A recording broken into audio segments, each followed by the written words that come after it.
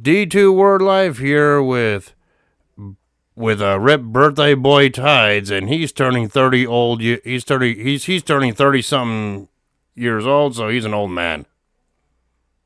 Fuck off. I'll be 34, 4 years older than this fucking pay-per-view. Yeah, and I know there's a specific reason why you picked this pay-per-view. Not because of the matches or not because of the 3-ring battle royal, but because of the date that it happened on. You couldn't shut up about this event for the last month since we did the Halloween Havoc 95 pay-per-view review. You kept saying, hey, that's going to be my pick come late November. Which is why when you revealed this as your pick last week, I wasn't surprised about it at all. I already knew. Right?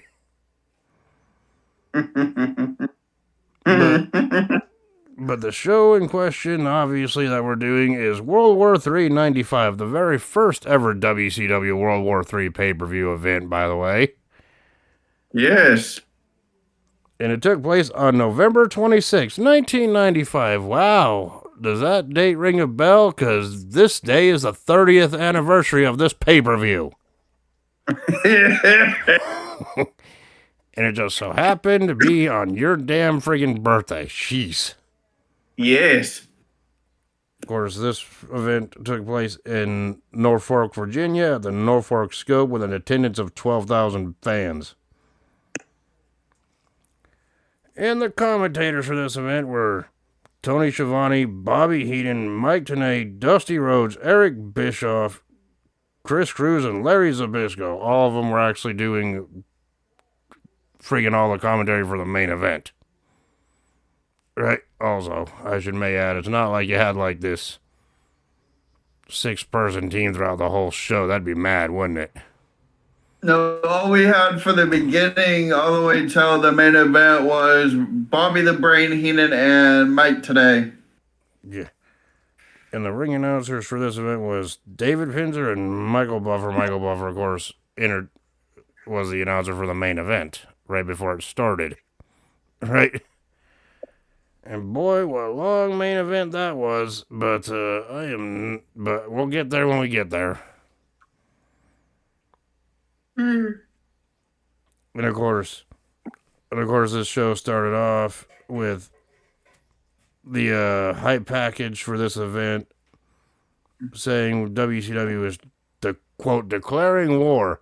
Can you imagine if they were actually declaring war and all of a sudden we see them start invading WWE shows at the time? That'd be mad, wouldn't it?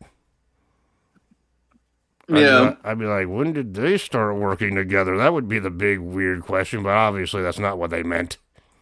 Right? Yeah. Yeah, and then we get freaking... They're going to war with themselves. Yes. Of course, the main event of the show was the 3-ring, 60-man battle royal for the vacant WCW Championship. More on that screwed up story later. God, I don't want to relive Halloween Havoc 95 ever again. But yes, I have to briefly mention it before we get to that main event. Right? Yeah, because this is the month after. Yeah. And then we were joining. Yeah, and then we went to the commentary day, or we went ringside where Tony Schiavone and Bobby the Brain Heenan were. And they welcomed us to the show, talked about some matches going on, scheduled for this event. Before we go to Mean Gene Okerlund for an opening show promo, because, yeah, that's what a pay-per-view needs. More talking time at the start, am I right?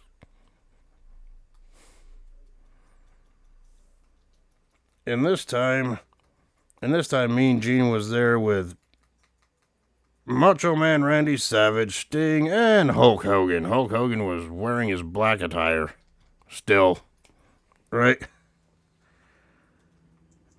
And long story short, the start of this promo was freaking Hogan, or long story short, short.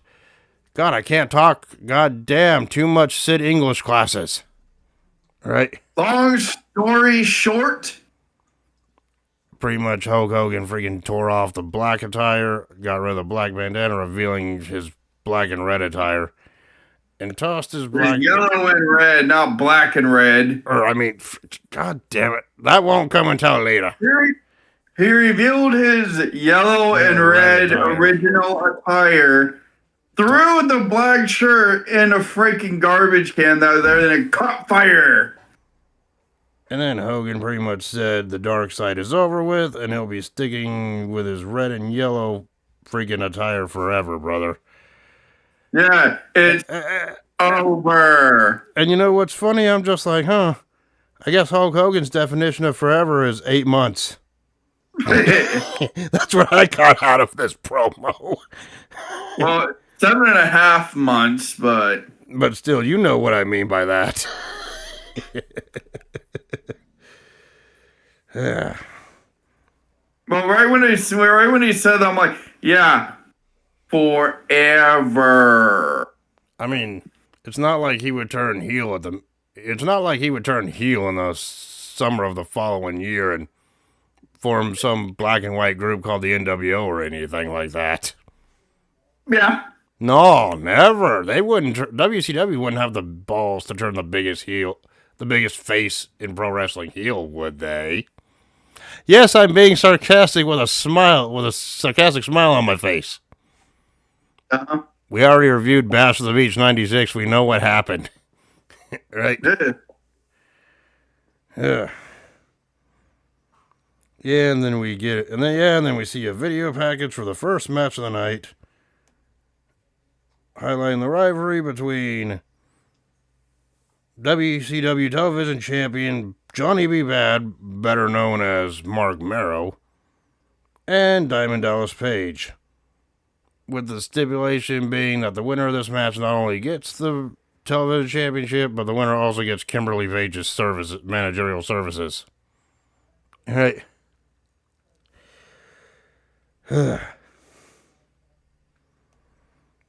Because the Diamond Doll, or friggin' Kimberly Page, whatever you want to call it, was sick of the treatment she got from DDP during this period.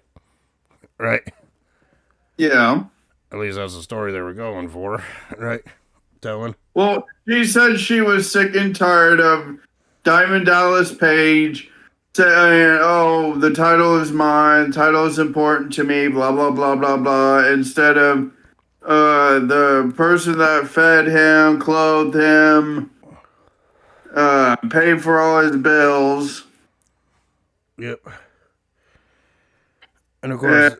And say, okay, for this match, it's going to be Johnny B. Bad versus... I'm going to put myself up in the match for Johnny B. Bad versus Diamond Dallas Page. Yep. And the match started off a little bit freaking slow at the beginning, but it picked up near a little bit about a couple minutes after the bell rang with high, fast-paced action to start off. Not bad for match in 95, really, right? Yeah. And of course, we all know Johnny B. Bad or Mark Morrow, when he put his mind to it, he can actually have a good like match with people, right? Yeah. Of course, DDP freaking maintained control throughout, or maintained control after a little bit of offense from Johnny B. Bad here with a headlock. Not quite a chin lock, but close enough. Am I right? Yeah. Yeah, and every time freaking Johnny B. Bad tried to mount an offense, DDP would be right back on top of him in control throughout the first part of the match. At one point, I think DDP freaking body slam freaking Johnny B. Bad, and he was posing saying, "Give me a perfect 10. Kimberly was like, "Nah, I'm good." Right? Yeah.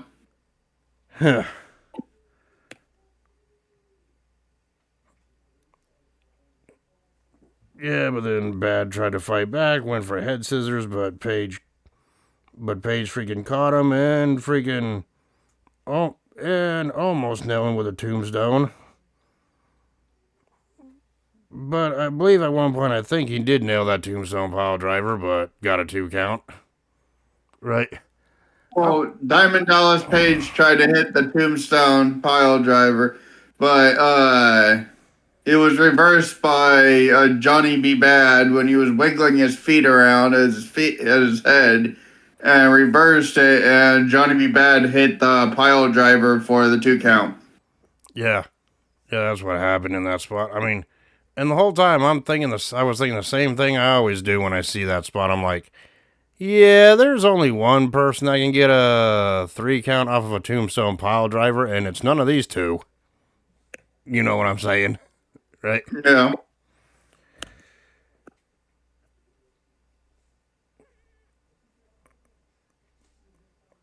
Yeah, and then at one point, freaking near the end, DDP went for a freaking went to freaking kick freaking Johnny's head off, only for Johnny to catch the leg, and then nailed him with a clothesline. And then freaking the Diamond Dollar Kimberly Page on the outside took a sign out and held it up saying 10 plus. I'm like, oh shit. They're really driving this angle home hard, aren't they? Yep.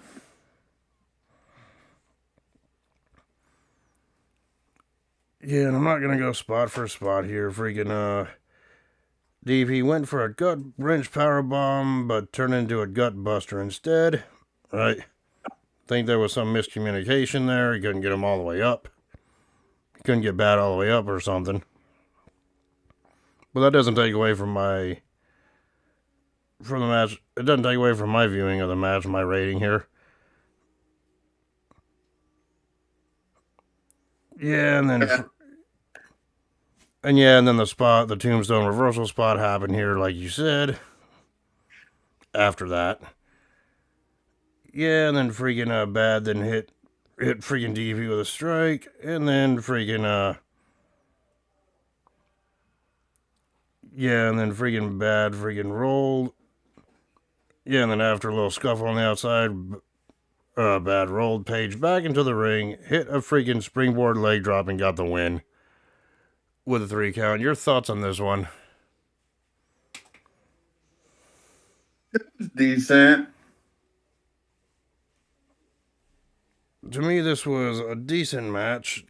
Was there a Halloween Havoc encounter better? I would say I would say this encounter was a little bit better because of the story they were telling here.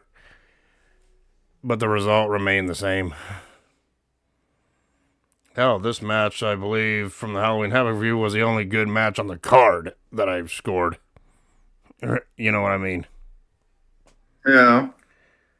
But either way, it was still a passable match. It was a good opener for this show, in my opinion.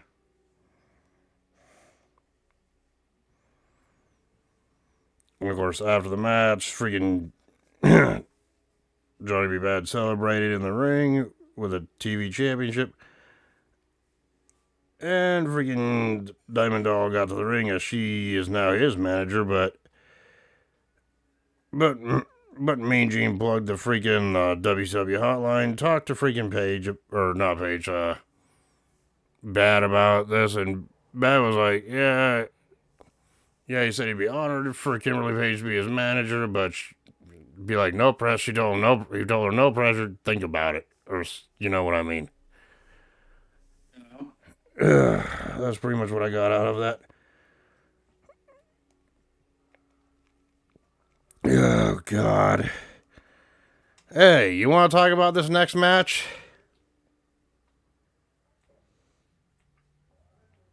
What?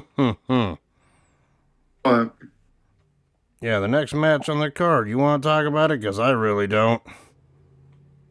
And it was that taped fist match between Big Bubba and Jim Duggan. Oh, the tape fist match. Jim Duggan said his grandmother was a 3-time tape fist champion. So yeah, this one's on you, buddy.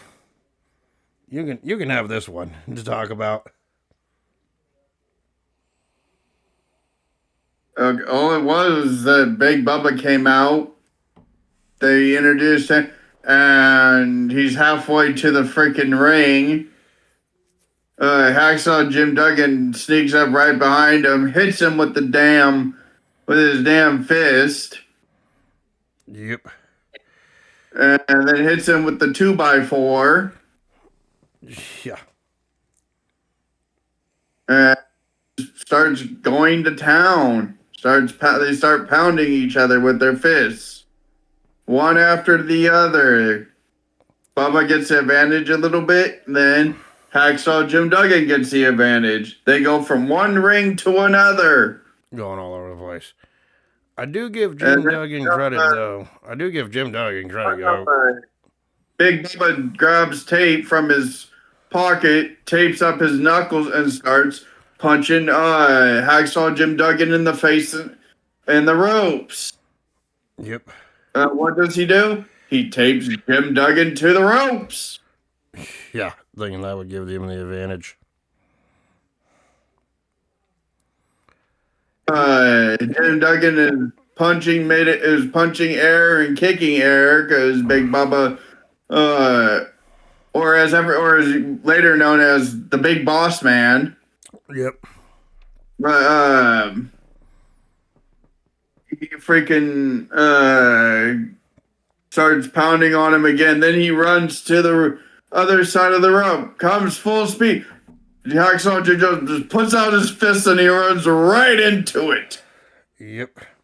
A lot of punching in this match. Yeah. It was a lot of fisting. Oh, jeez. Yeah, that's why I'm having you freaking talk about it.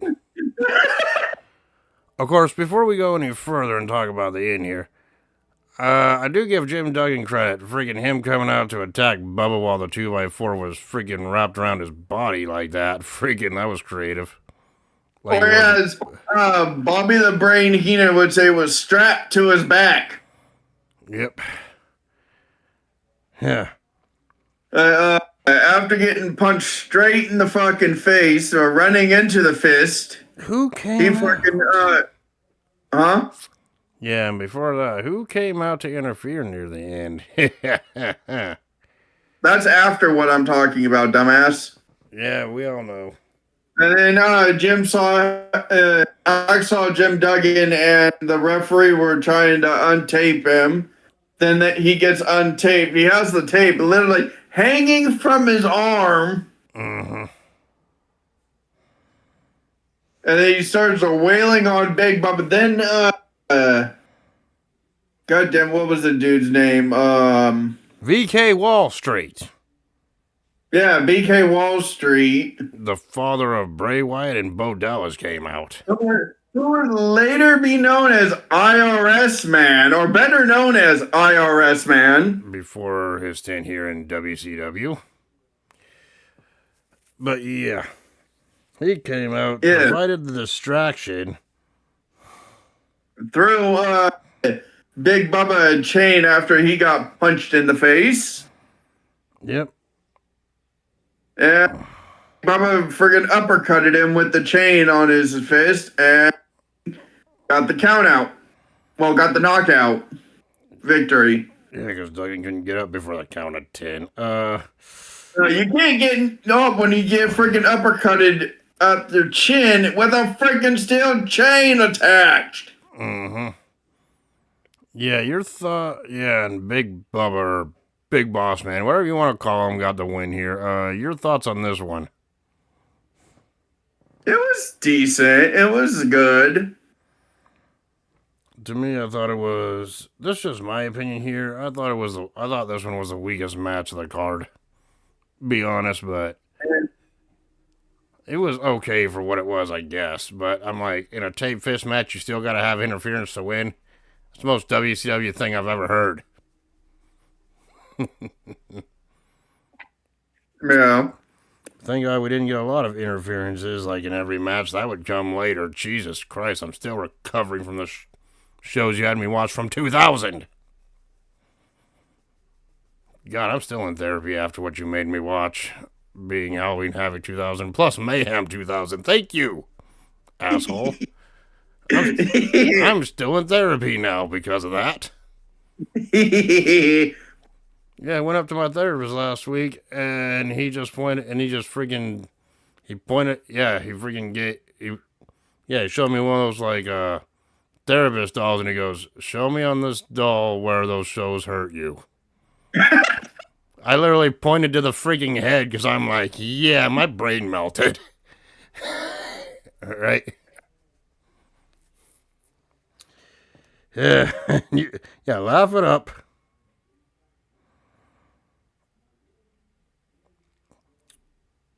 Ugh.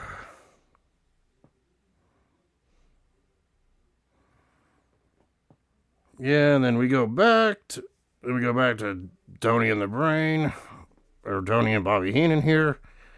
They hype up World War III match to crown a new WCW champion. Yep, and then and then we see Nature Boy Ric Flair getting interviewed by Mean Gene, right? Yeah. Talking about his match, hyping his matchup with Savage. Or no, not Savage, but Sting. God, I'm having my freaking people mixed up. Yeah, and Gene talks to Flair about how he's planning on taking on Sting tonight, and then Sting has nothing but revenge on his mind. Flair said the Nature Boy will style and profile all night long in that one. Basically, pretty much typical Ric Flair promo. That's what this was. Yeah.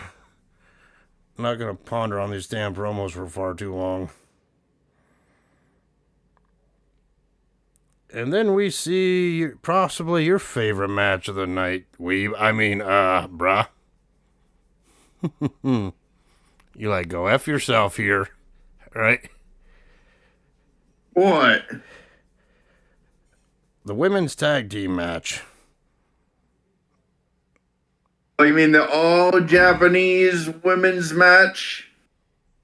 Yeah, you might as well talk about this match too because I would butcher the heck out of these ones. The only one I recognize is Bull Nucano's name.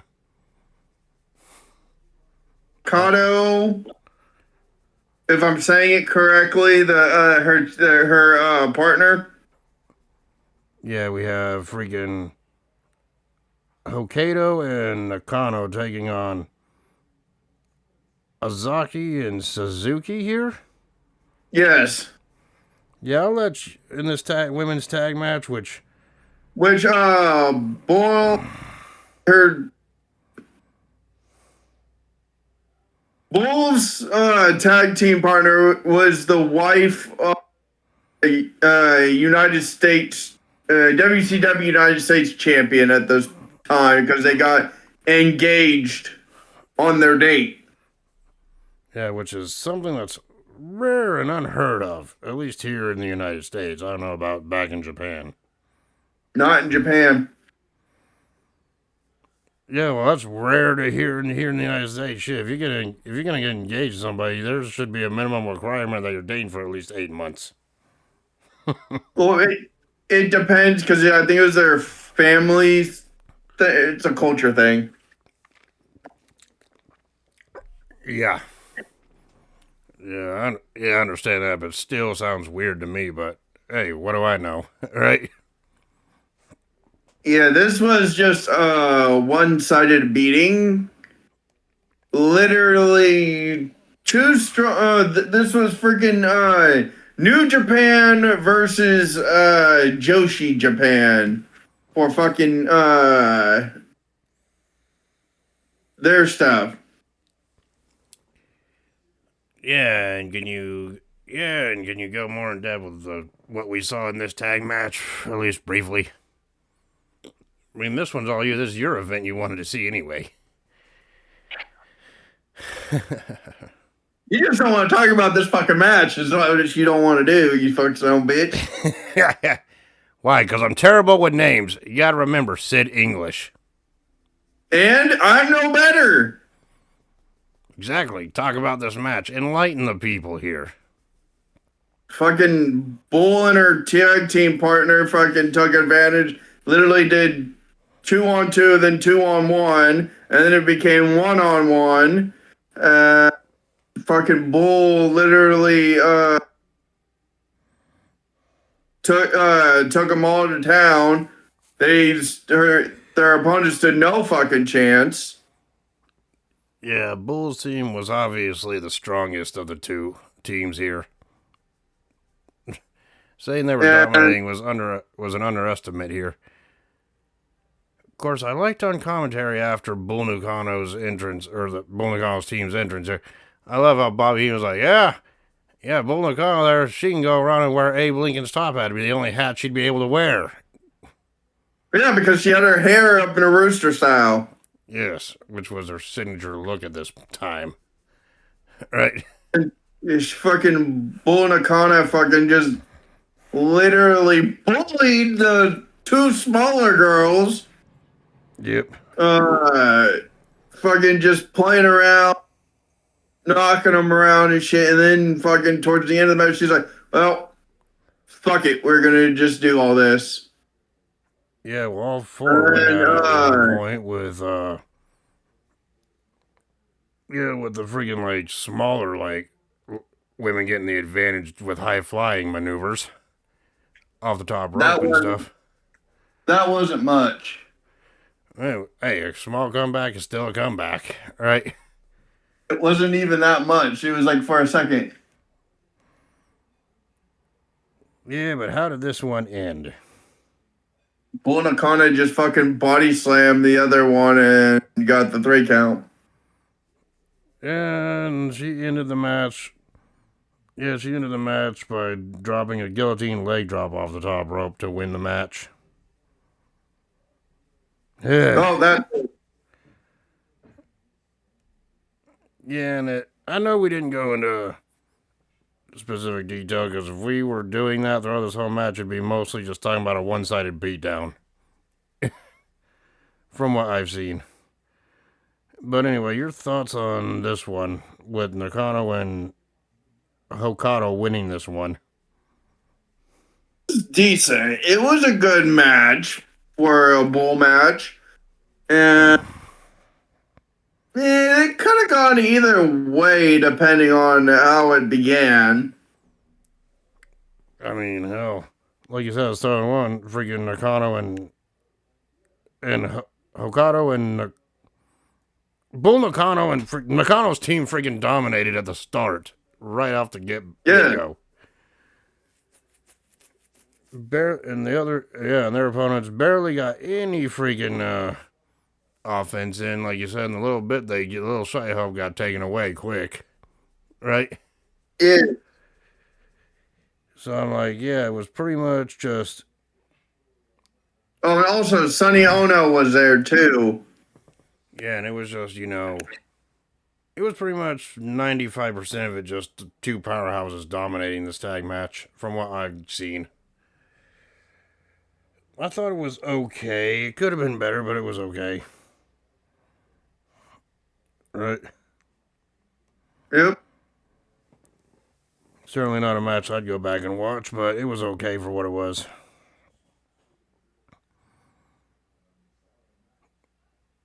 Yeah, and then Mean Gene Okerlund was really freaking pushing the hotline once again, making mention of the steroid scandal from WWE at this point that literally ended like a year prior. Right? I'm like, really? What else are you going to do to dig at the competition? That's what I thought, right? Yeah.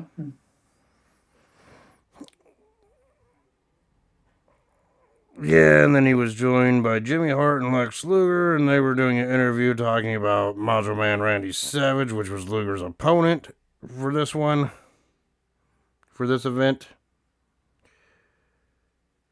And Luger said he was going to be the flag. He said said that they were looking at the flagship of WCW. I'm like, Lex Luger was never the face of WCW.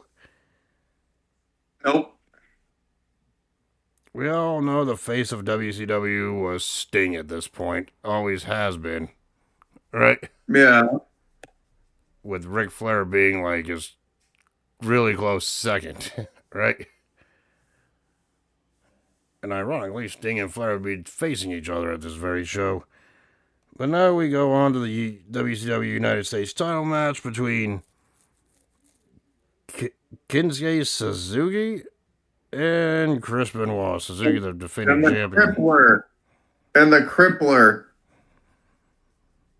Yeah, and this was... and Chris Benoit From the was... Four Horsemen. Chris Benoit was recently became a Four Horsemen member at this point. Then he debuted in WCW not long before this event, like about a couple months beforehand, so Benoit at this point was still technically new in the North American wrestling scene, as we know. Yeah. By this point. And of course, Sonny Ono was out at ringside once again. Right? Yep. Yeah, and I think he provided a little bit of commentary during this match as well, but that's beside the point. Yeah, he was giving commentary because Mike today was asking, "Oh, the compensation for from Bobby the Brain Heenan and you guys going for Halloween Havoc." Yeah, and it was during this commentary we found out, yeah, he got engaged to his wife at the time on his first date with her. And I'm just like, okay, whatever. Or the competitor did. U.S. champion did. I'm like, okay, whatever. A little weird, but whatever, right? Yeah. And of course, we all know Benoit had great technical wrestling skill, but Suzuki here wasn't no slouch. He went toe to toe with Benoit here too, keeping up with his momentum, right? Yeah, no, he was the strongest out of the two. Of course, early on, Benoit nailed some chops to the chest of Suzuki, which yeah, those always sounded devastating. Now, if you were to compare Chris Benoit's chops to Gunther's chops, who do you think hits the hardest? Mm. I'd still say Benoit. Yeah, to me, honestly, I'd be like, I wouldn't want to be chopped by any of the superstars. Really, that shit hurts, right?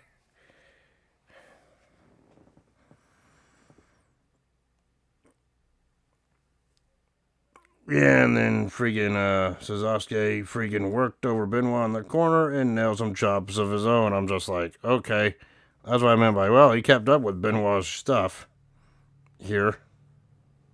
Yeah. Yeah, and then both men got back to their feet after freaking Suzuki suplexed Benoit from the rope back down to the mat. Both went back and forth. Both had a test of strength, by the way. Benoit got the full advantage and locked in an armbar, taking freaking Suzuki down. More great technical wrestling there. Yeah. And of course, from here on out, Benoit maintained freaking control over the arm, weakening the body part.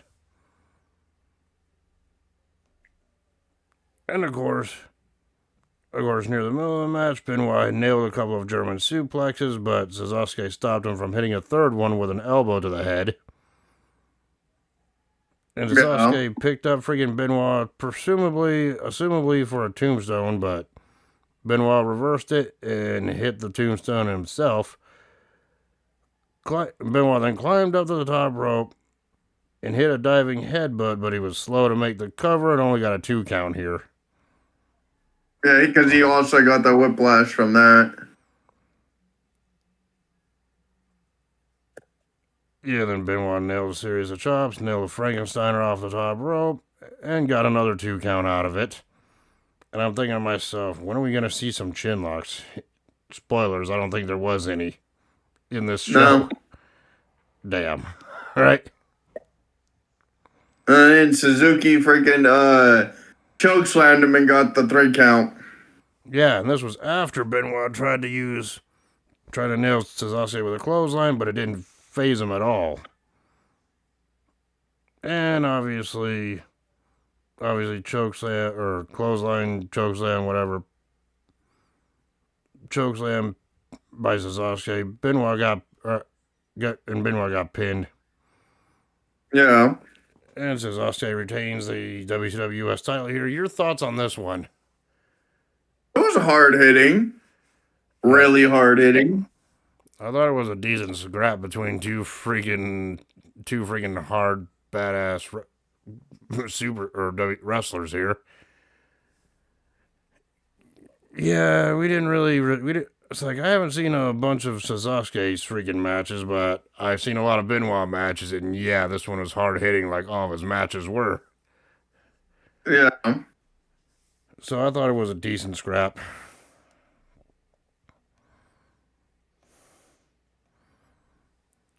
And of course, after the match, we seen Mean Gene Okerlund once again, this time interviewing the Giant, Jimmy Hart, and your boy, the Taskmaster. No, it's your boy, the Taskmaster.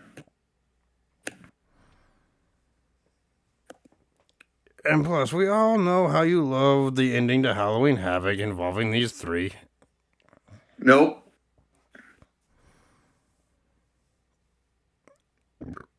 Yeah, and then freaking Jimmy Hart even said, I loved how Mean Gene Okerlund even said to the Giant, be like, yeah, if your father was still around, he'd be disappointed in your actions.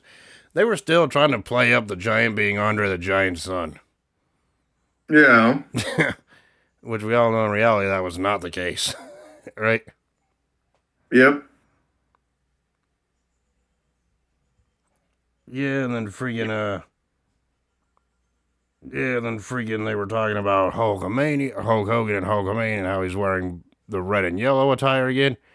Which ironically, Taskmaster was also wearing an attire with a red and yellow design on it, and Jimmy Hart's like, yeah, there's only one person around here that wears red and yellow. That's freaking the Taskmaster. I'm just like, wow, they're really pushing it.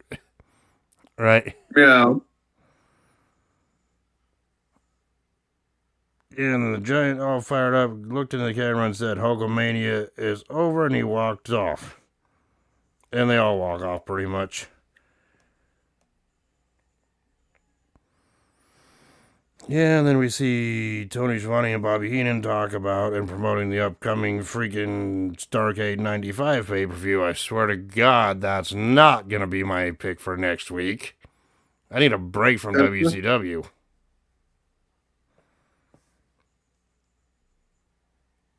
Yeah, and they said, oh, it's going to be on Wednesday night, December 27th, despite the freaking graphic saying Sunday night, but I already knew freaking, December 27th of 95 was on a Wednesday.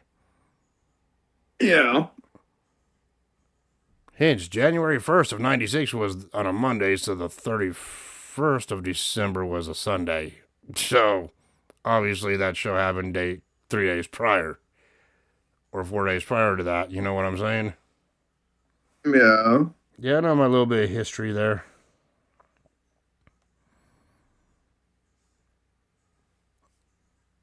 Yeah, and then we get shown a video package hyping the next match between Lex Luger and Randy Savage.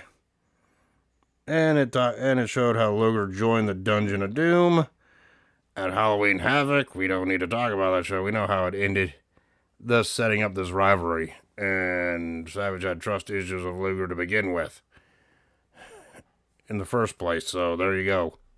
All right. Yeah.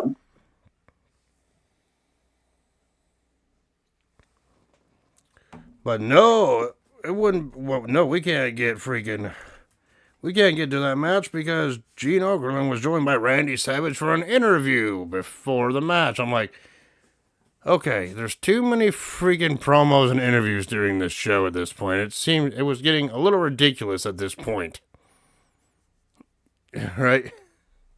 Yeah. Yeah, and then Gene Okerlund was pretty much concerned because Randy Savage had like an injured arm going into the match.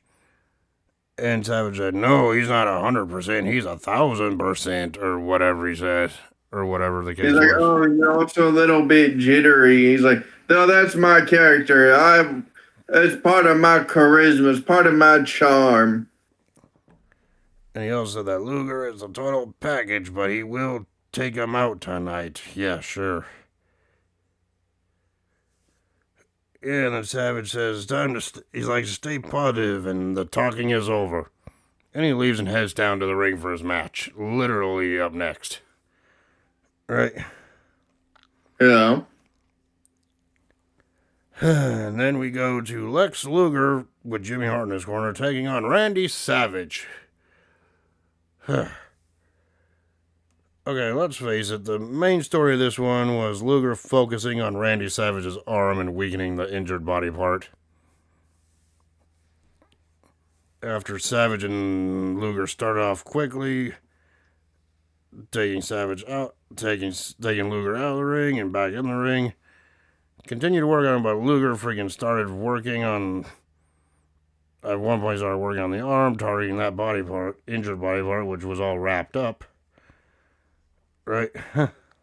And then Randy would hit his elbow drop. But of course, Taskmaster had the freaking referee distracted. Yeah, near the end of the match, freaking Savage was out. Luger put Savage in the torture rack on the outside of the ring after those two were brawling out there. Jimmy Hart distracted the referee, so Luger dropped him down and rolled him back into the ring to break up the freaking count. Which I don't know why they said a 20 count. It should be a 10 count. Am I right? Yeah. And this was after freaking Savage was already knocked out on the outside. And then Luger rolled back, got Savage back into the ring. Pretty much freaking put Savage in an armbar. And Savage was out cold at this point. And the referee, after checking on Savage's arm 3 times, freaking rang the bell, awarding the match to Luger by TKO. Yep. I know there was a lot more to this match than what we described here, but your thoughts on it? Well, you'd also be knocked the fuck out when you get pushed into the fucking metal pole. Yeah. The ring. Yeah, and then. So, yeah, anyway.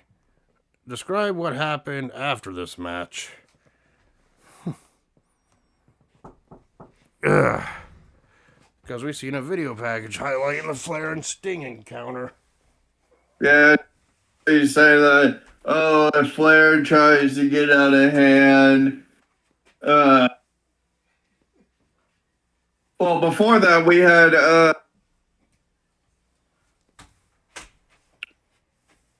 God damn it, Luger working on, Macho Man's arm, but Sting comes out and talks to him and he lets go. And they're saying that Sting and Luger were tag team partners on Monday for Nitro. Nitro. Then the hype package showed up for Flair and Sting, and then saying that Sting was scared for their tag team match, so Flair went out by himself, and then for Halloween Havoc, Sting was out there by himself because of the attack on Flair, which we know about. We went to depth with that match. Yeah, which was a ruse, and then Sting was telling that if you try to be sly, if you try anything funny, I'm not gonna let go of the Scorpion's deathlock. Yep.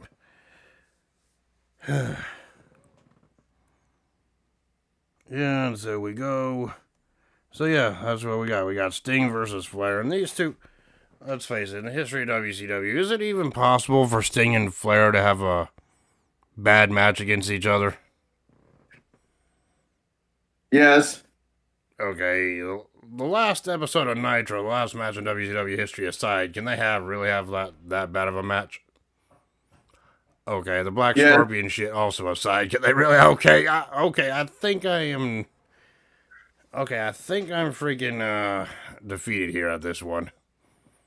But would you classify this as a bad match? I wouldn't classify this one as a bad match between the two. Right? So this was still Surfer Sting. They had some pretty good matches, and then they had some shitty matches. Yep. Match started. Anyway, freaking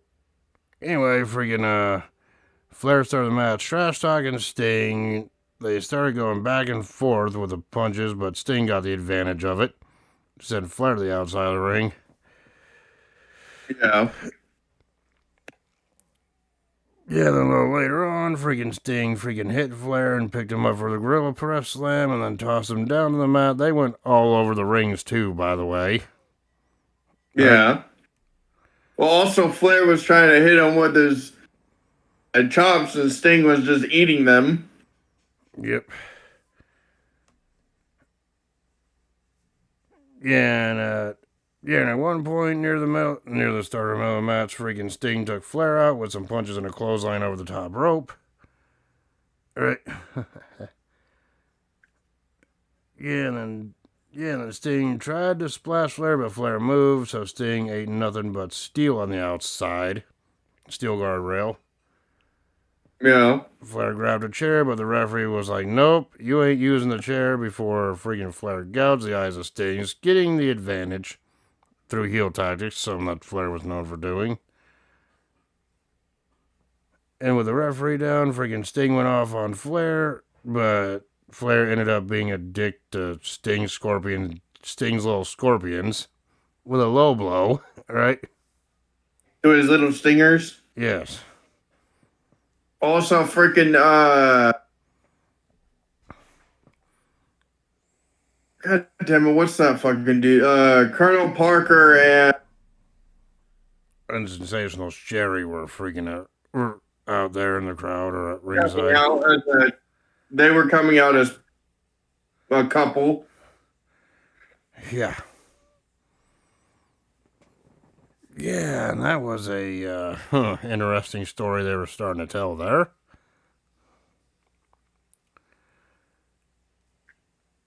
And of course, at one point near the end of the match, because I'm trying to go through this briefly here. Freaking Flair locked Sting in the figure four leg lock. And that kept Sting reeling here, suffering after getting the leg worked on. But Flair did one mistake. He slapped Sting while still locked Sting in the hold, which just enraged Sting, pissed him off, fired him up, rolled him over to get the pressure all on Flair, and Flair had to break up the hold. Right? Yes. Then Sting went on offense, including nailing a backslide on the Flair for a 2 count.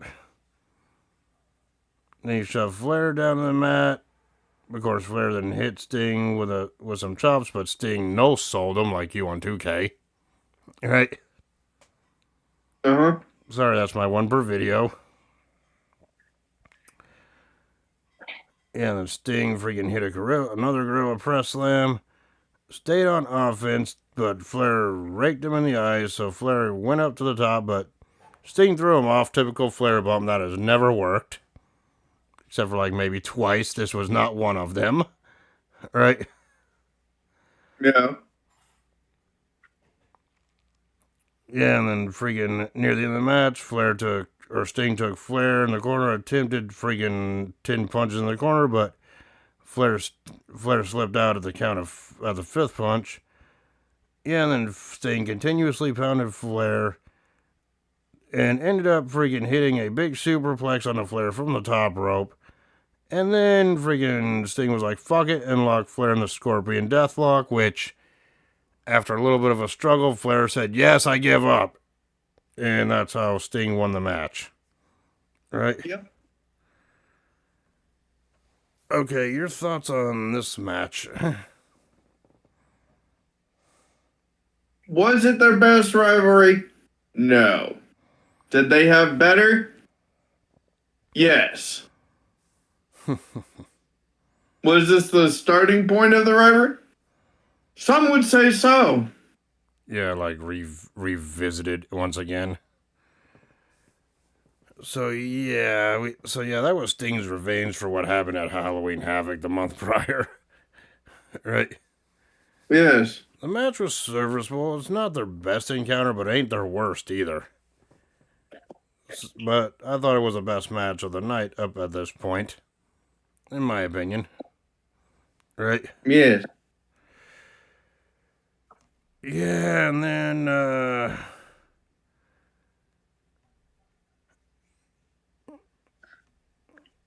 yeah, and then we start. Yeah, and then we go into the main event of the evening, which was the three-ring battle royal for the vacant WCW Championship. Oh boy! And yeah, there were 3 rings here with 20 in each ring to start off the match. Yep.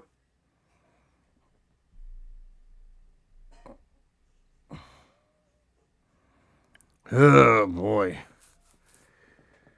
Yeah, no, this is a chaos. Yeah, okay, do you want me to name off every single participant in this one, or just say fuck it to that?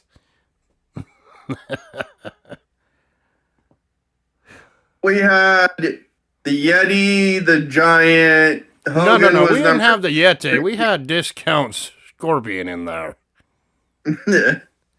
That's what he looked like, alright? And we had Taskmaster, Johnny B. Bad, DDP. Macho Man. We had Lex Luger. Your boy Disco Inferno.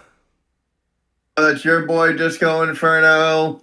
We had Benoit in there. We had Benoit in there. We had Guerrero in there. Who better than Canyon, everyone?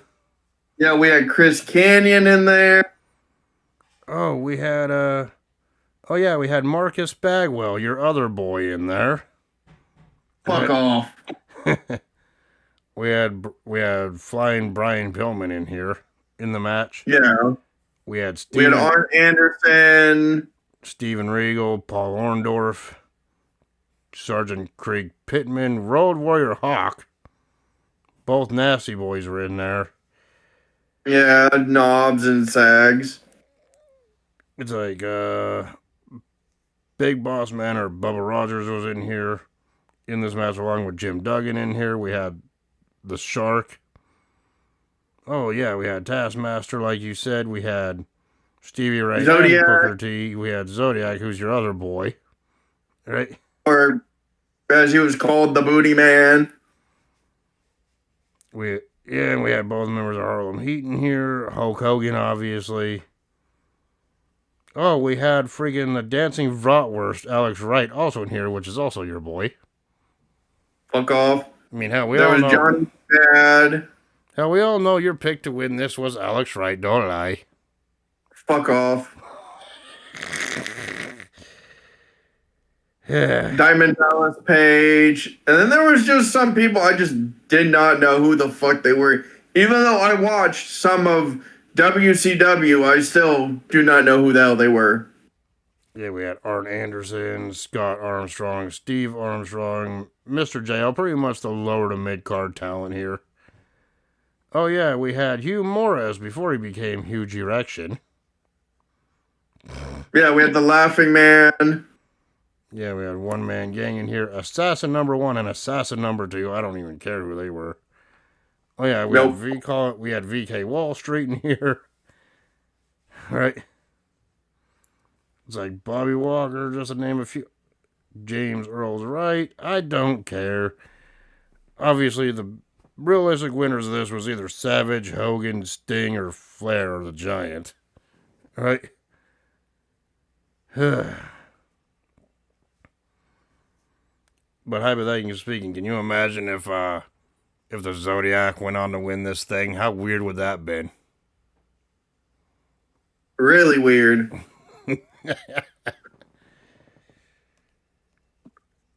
So yeah, after all 3 rings filled up with all 60 competitors, yeah, it was But we did get either the Booty Man, or the Zodiac. Yeah. Who knows? Yeah, after all 3 rings filled up, it was freaking chaotic on all 3 rings. The commentators were trying to do their best to report what was going on in their particular ring. Right? Of course, Discount Scorpion didn't last long because about a minute or two into it, he was eliminated. And I'm just like, oh, damn. Oh, damn, the Yeti is gone. Well, looks like he's going to have to go hump someone else's booty tonight. Right? Of course, I knew you were gonna say that. You knew I was going to say that. Yep. Yeah, and I'm not going to go into detail a whole lot about the eliminations because we could be here all friggin' day.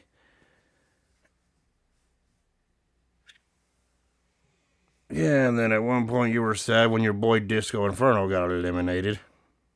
Fuck off. Disco Inferno is not my boy. I mean, hell, your favorite moment with Disco Inferno is when he was teaming with the Bratwurst. that's why you had me. Oh my God. That's why you had me watch those WCW shows from 2000. No? Yeah, right.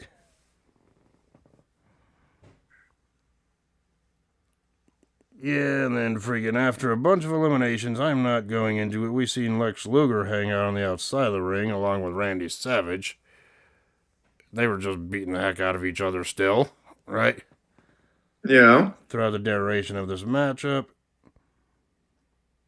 Eventually, there was enough people eliminated from this match to fill up the one ring, or ring number one, in the center ring, whatever you want to call it. But then eventually, and of course, Eddie Guerrero was the VIP for this one, staying in, despite risking going up to the top rope, risking elimination. Yeah. And made it to the final 10 before eventually he was eliminated, right? Yep. Oh yeah, I forgot to mention, Paul Orndorff was in this one, and he got eliminated by old rival Hulk Hogan, right? Yeah, all I know is that one of the people had to be stretchered out. Probably for landing wrong, getting a concussion, right? And of course, Guerrero got locked in the figure four by Ric Flair, with Anderson helping him out, helping keep Eddie Guerrero down, which caused him to be weak enough to be eliminated. Right? Of course, Anderson was eliminated. One Man Gang freaking was eliminated. Giant took Sting down with the atomic drop. Giant nailed a chokeslam on Savage, but Flair climbed the top rope, but Sting catapulted him into Anderson, knocking Anderson. Anderson then got eliminated, followed by Flair. Right? Yep. That was a big shock of that, because Flair was one of the fan favorites to win it, even though the fans were cheering for his elimination because of his heel status. Right? Yeah. And of course, freaking Hogan eliminated freaking.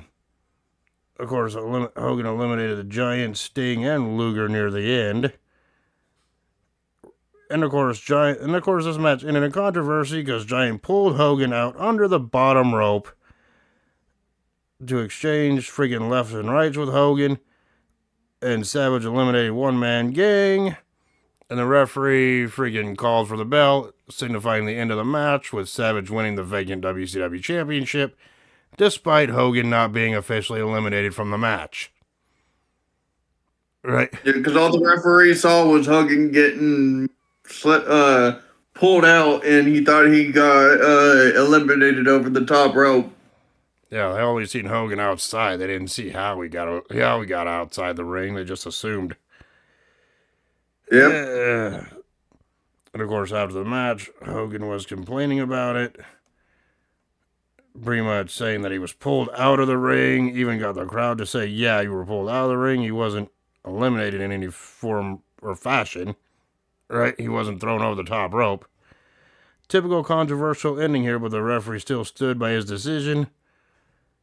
And of course, I think this would open a little freaking mini feud between the two, which we all know that ended with freaking Four Horsemen freaking business. Right? Which would result in those two teaming up once again before the show went off air. Your thoughts on this World War III Battle Royal? Good. Very confusing. Too many rings, if I say so. I mean, shit. I mean, if they would have like stuck with one ring and had like I don't know a Royal Rumble style match, if they wanted to go down that route, that would have been easier. Like, oh yeah, start with 20 people in the ring, and as soon as someone gets eliminated, another person enters the ring until all Yeah. 60 came out. That would have been better and more easy to see what was going on. But WCW was trying something new, which they would have 3 or 4 World War III freaking events. So this is just the first one, right? Yep. So I thought it was okay for a main event. Obviously, this one was better than the Halloween Havoc '95 main event. Am I right? Yeah. But yeah, I thought it was an okay main event. Just the 3 rings kind of made it hard to see what was going on. I'm just like, yeah, there's a bunch of eliminations I missed, but I wasn't gonna talk about every single one of them and how it happened. Yep. But anyway, now we go to what I call our favorite portion of the review, and that's our rating system. So, Johnny B. Bad defeating DDP to retain the television championship and to win the managerial services of Kimberly Page. I gave that one 4 out of 5. 4.5. Mm. Big Bubba Rogers defeating Jim Duggan in that tape fist match. I only gave that one 2.25 out of 5.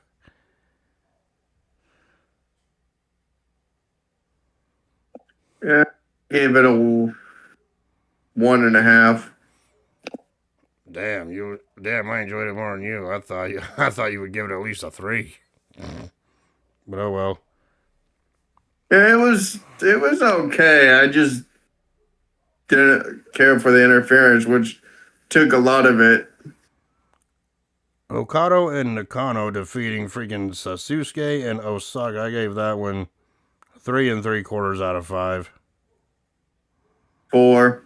Mm. Sasuke defeating Chris Benoit to retain the WCW US Championship. I gave that one 3.5 out of 5.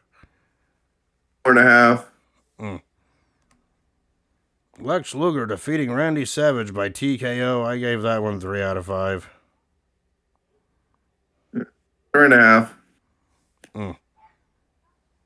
Sting defeating Ric Flair. I gave that one 4.5 out of 5. 4.5. Yeah. Yeah.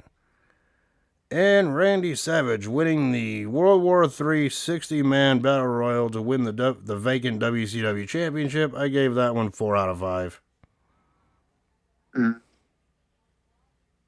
I give it a 5 out of 5 because it was his first title win. Yeah, his first WCW World Championship win. Yeah. And his third I'm world saying title. as in WCW was his first title win. And this would be Randy Savage's third world title win overall in his career. So my final grade for WCW World War III 1995, shockingly, is a B. I know you're used to giving these WCW shows a D or an F, but this one was actually decent, in my opinion. B to a C, so like a low B. So yeah, it's shocking. I gave a WCW show an actual decent grade. I gave it a B. So yeah, that's our thoughts on World War III, 1995. But before I reveal what we're gonna be doing for next week's freaking classic pay-per-view review, we got a little business to take care of first. And that is the next freaking pay-per-view review we're going to be doing will be Survivor Series, going to be airing this Saturday on ESPN and Netflix everywhere else. Well, Disney Plus, ESPN, and Netflix. Yep. Yeah, so far there's 4 matches scheduled for Survivor Series 2025 this weekend, and well, it's that time for us to give our predictions for the next pay-per-view. So for Survivor Series, we got the women's world title on the line between Stephanie Vaquer and Nikki Bella. Your prediction?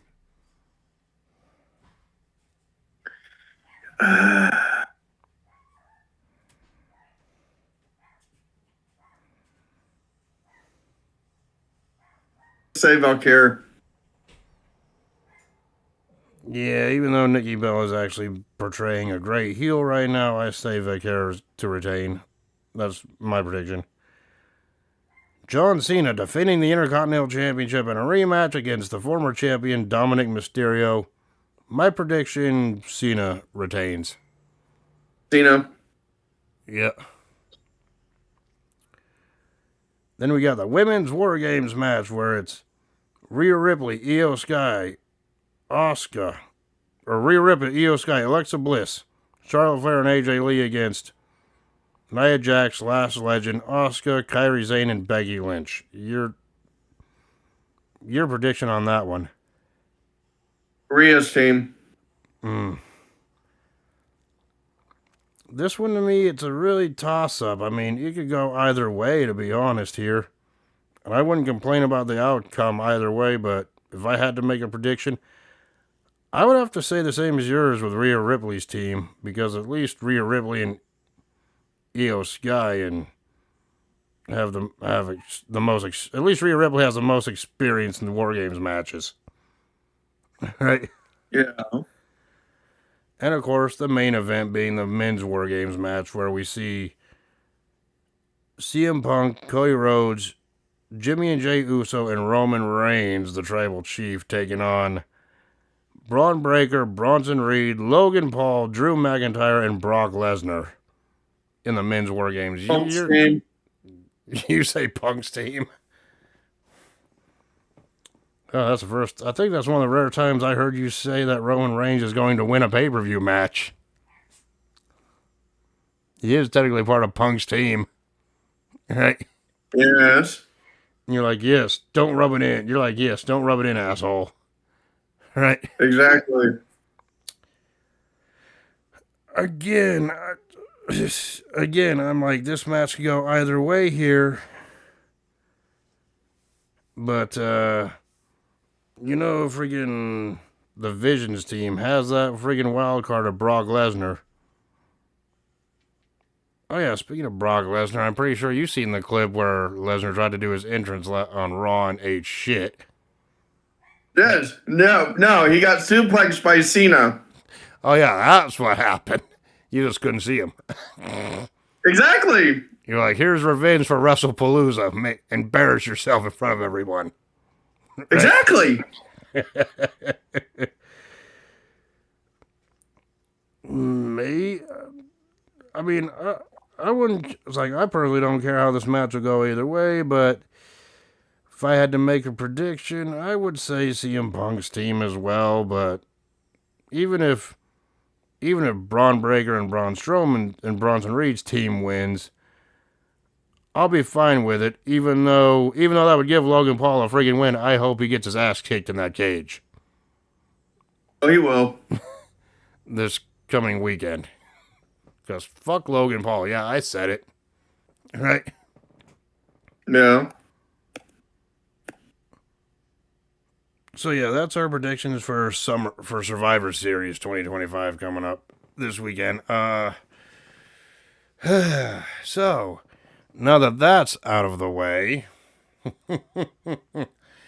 I know you may hate me for this, or not. Depends on how you feel about this event. I know I would usually save what we're going to be doing for the classic pay-per-view review for after the current pay-per-view review coming up, but I want to get this out and over with now. You know how this pay-per-view World War III was in 95? Well, we're going for my next classic pay-per-view review, we're jumping forward into the timeline. As a matter of fact, we're going over 20 years forward. 25 years to be exact. From this point that we just did. You know where that gives us on the freaking year, right? Yeah. Everyone's most favorite year that happened recently, and when I say favorite, I mean shitty year. But even though we're gonna be reviewing these shows because eventually we have to at some point, this one I feel was a decent one from that Thunderdome era. There's another hint, right? Because Damn it, I know what the fuck you're talking about. yeah, because we had some hidden gems. We had some, cinematic matches that can't be replicated with a live audience because the smoke and mirrors, everyone would just give it away anyway, right? And be like, oh, this looks weird. This is faked, right? Yeah. But by the next time we do the classic pay-per-view, it'll be early December. So I'm thinking about doing the pay-per-view event from December of 2020. Otherwise known as the last TLC pay-per-view there ever was to date. Yep. I fucking knew it. Where the main event was that Firefly Inferno match between Orton and The Fiend. That ended rather shockingly at the time. Right? Yeah. Oh, and by the way, how did you know that was my one I was thinking about? I didn't even give you any hints other than it was in the near the I current had a timeline. feeling it was going to be that. I was expecting you to yell out, "You son of a bitch!" Oh yeah, not only that, we also, if I remember correctly, we also got a TLC match for the Universal title between the Tribal Chief and Kevin Owens at that show. Yeah. Which that was a decent scrap. Yes, I think their last man standing match they had a month later at the 2021 Rumble was better. But until we review that, we're just gonna have to watch the TLC one, right? Yeah. So next week after Survivor Series, we're gonna be reviewing TLC 2020. And so until then, we will talk to y'all later. Peace. Deuces.